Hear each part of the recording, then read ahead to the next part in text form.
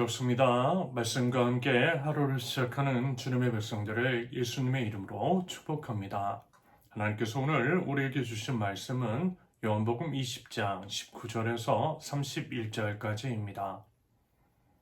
그날 곧 주간의 첫날 저녁에 제자들은 유대 사람들이 무서워서 문을 모두 닫아 걸고 있었다. 그때에 예수께서 와서 그들 가운데로 들어서셔서 너희에게 평화가 있기를 하고 인사말을 하셨다. 이 말씀을 하시고 나서 두 손과 옆구리를 그들에게 보여주셨다. 제자들은 주님을 보고 기뻐하였다. 예수께서 다시 그들에게 말씀하셨다. 너희에게 평화가 있기를 빈다. 아버지께서 나를 보내신 것 같이 나도 너희를 보낸다. 이렇게 말씀하신 다음에 그들에게 숨을 불어넣으시고 말씀하셨다. 성령을 받아라. 너희가 누구의 죄든지 용서해 주면 그 죄가 용서될 것이요 용서해 주지 않으면 그대로 남아있을 것이다. 12제자 가운데 하나로서 쌍둥이라고 불리는 도마는 예수께서 오셨을 때에 그들과 함께 있지 않았다. 다른 제자들이 그에게 우리는 주님을 보았소 하고 말하였으나 도마는 그들에게 나는 내 눈으로 그의 손에 있는 못자국을 보고 내 손가락을 그 못자국에 넣어보고 또 내 손을 그의 옆구리에 넣어보지 않고서는 믿지 못하겠소 하고 말하였다. 여드레 뒤에 제자들이 다시 집 안에 모여 있었는데 도마도 함께 있었다. 문이 잠겨 있었으나 예수께서 와서 그들 가운데로 들어서셔서 너희에게 평화가 있기를 하고 인사말을 하셨다. 그리고 나서 도마에게 말씀하셨다. 내 손가락을 이리 내밀어서 내 손을 만져보고 내 손을 내 옆구리에 넣어보아라. 그래서 의심을 떨쳐버리고 믿음을 가져라. 도마가 예수께 대답하기를 나의 주님, 나의 하나님 하니 예수께서 도마에게 말씀하셨다. 너는 나를 보았기 때문에 믿느냐? 나를 보지 않고도 믿는 사람은 복이 있다. 예수께서는 제자들 앞에서 이 책에 기록하지 않은 다른 표징도 많이 행하셨다. 그런데 여기에 이것이나마 기록한 목적은 여러분으로 하여금 예수가 그리스도요 하나님의 아들이심을 믿게 하고 또 그렇게 믿어서 그의 이름으로 생명을 얻게 하려는 것이다. 아멘. 첫째, 두려움의 자리에 오신 예수님 19절에서 23절까지 부활하신 예수님은 제자들을 찾아오셔서 처음 말씀을 하셨는데 그 처음 말씀은요. 본문 19절에서처럼 너희에게 평화가 있기를 입니다. 히브리어로 샬롬인데요. 샬롬은 모든 것이 온전하고 충만하고 평화로운 상태를 가리킵니다. 깨어진 관계가 회복되고 내면이 잠잠해진 그런 상태를 말하는 거예요. 말하자면 두려움에 떨고 있는 제자들에게 샬롬을 이제 선포하셨다라는 겁니다. 이것은요, 단순한 위로 정도가 아니라 실제적이고 능력 있는 선포입니다. 죽음을 이기신 우리 예수님께서 두려워하지 말라고 말씀하실 때 그 말씀에는요, 두려움을 몰아내는 능력이 있는 줄로 믿습니다. 한편 21절에서도 샬롬을 선포하시는데요. 앞선 19절의 첫 번째 평화가 제자들의 이제 두려움을 향한 선포라면 두 번째 평화는 이제 사명으로 나가는 제자들을 향한 파송의 선포입니다. 21절 아버지께서 나를 보내신 것 같이 나도 너희를 보낸다. 말하자면요. 평화를 받은 자가 평화를 전하는 자로 평화를 받은 자가 평화를 전하는 자로 보냄을 받은 것이라 할 수 있겠습니다. 그러면서 이제 예수님은요, 20절에서 평화를 선포하신 후에 상처를 보이세요. 부활하신 예수님의 몸에는요, 십자가의 흔적이 그대로 남아 있었습니다. 그리고 이제 그 흔적을 보는 순간 제자들은 기뻐했더라고 해요. 돌아가신 줄 알았던 예수님이 살아나셨고 반신반의했는데 지금 앞에 계신 분이 정말 예수님이 맞는 것을 십자가에서 못 박히신 그 예수님이 맞는 것을 확인했기 때문에 기뻤을 것입니다. 두려움이 기쁨으로 변했어요. 상황은 바뀌지 않았습니다. 유대인들의 위협이 사라지지도 않았어요. 하지만요, 예수님께서 앞에 계시니까 예수님의 임재를 경험하니까 두려움이 기쁨으로 바뀌었다라는 겁니다. 여러분 이것이 바로 부활 신앙의 능력입니다. 22절과 23절을 보시면 예수님은 이제 제자들을 향해 숨을 불어넣으시고 성령을 받으라고 말씀하세요. 말하자면 대체 하나님이 첫 창조에서 사람에게 생기를 불어넣으셨듯이 새 창조의 시작으로 부활하신 우리 예수님께서 제자들에게요 성령의 호흡을 불어넣으신 것입니다. 이것은요 오순절 성령 강림의 예비이자 예표입니다. 오순절에 성령께서 임하시기 전 부활하신 우리 예수님이 친히 이제 이러한 호흡으로 제자들을 준비시켰던 거예요. 사명을 주시기 전에 먼저 능력을 예비하신 거예요.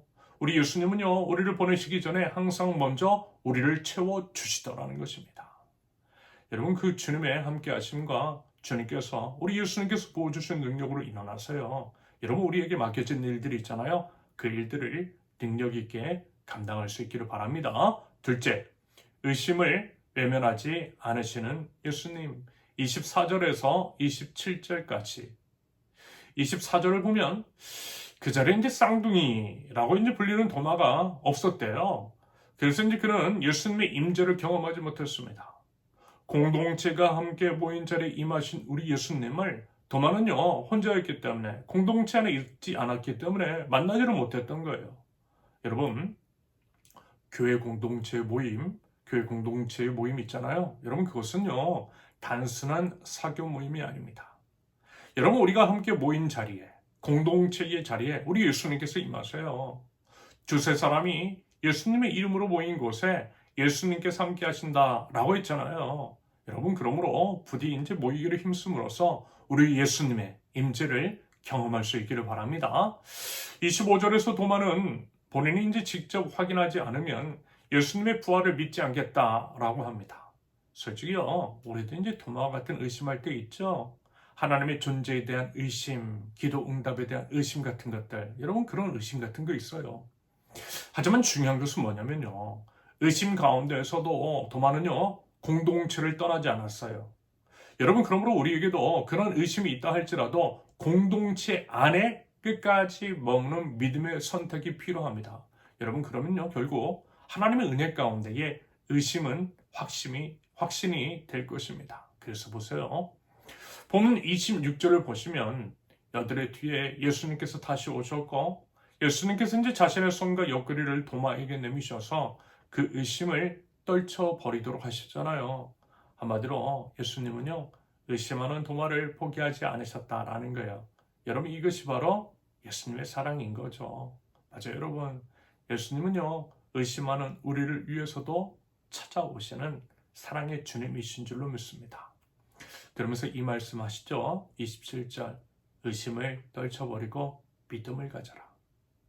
도마에게 더 이상 의심 안에 머물지 말고 믿음으로 넘어오라고 초청하신 거예요. 말하자면 예수님은 도마의 의심을 존중하시면서도 그것을 그것을 넘어서기를 바라셨던 거죠. 지금 우리에게도 그 마음 가지고 계세요.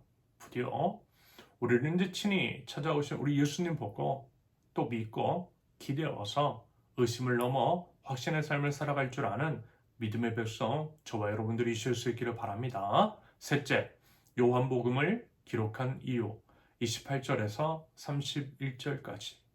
도마는요 이렇게 고백해요. 28절, 나의 주님, 나의 하나님.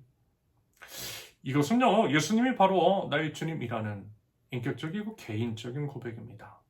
지식으로 아는 하나님이 아니라 내 삶의 주인이신 하나님, 내가 직접 만난 하나님이시라는 거예요.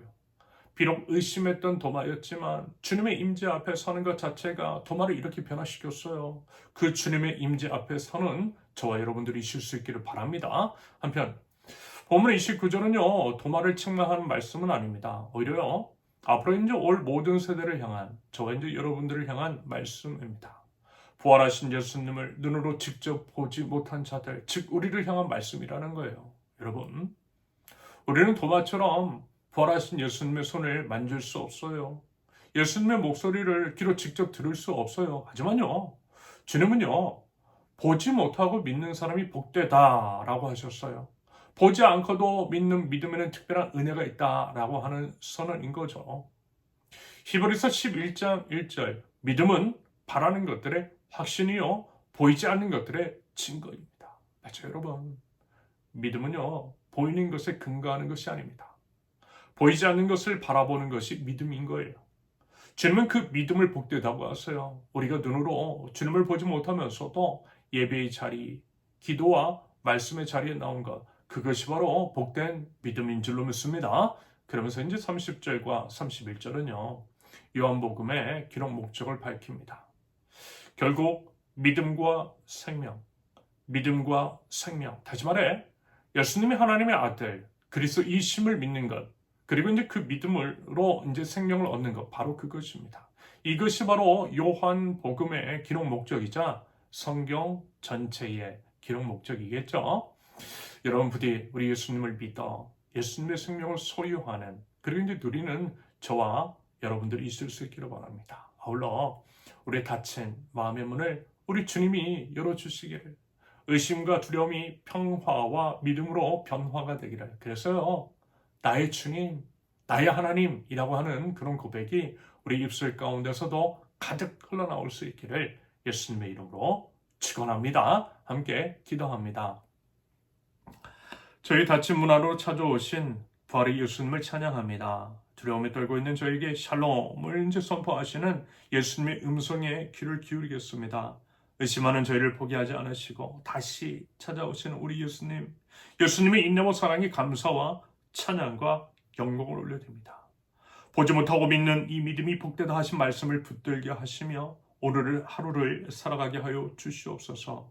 오직 나의 주님, 나의 하나님이신 그 이름을 힘입어서 생명을 얻고 그 생명으로 살아가는 복된 하루가 될 수 있도록 하나님 저의 모든 삶을 인도하여 주시옵소서. 예수님의 이름으로 기도합니다. 아멘. 하나님께서 오늘 주신 말씀과 각자의 기도 제목을 놓고 우리 잠시 기도합니다.